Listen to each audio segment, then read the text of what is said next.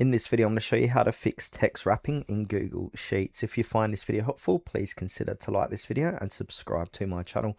In saying that, let's just jump straight into the video. Okay, so what we need to do is select on the cell or cells where the text is not displaying correctly. So I've got this bit of text in here for this demonstration. Then we want to click onto Format.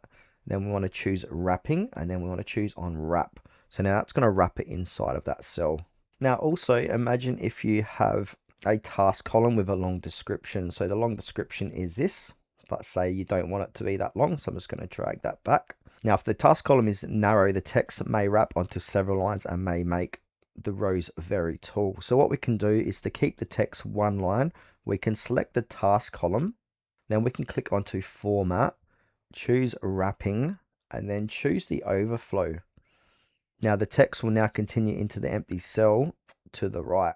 Now to show it worked, I'm just going to go ahead and move the status because that's a bit too close. I'm going to move this over here, and you can see here it's moved it to the right.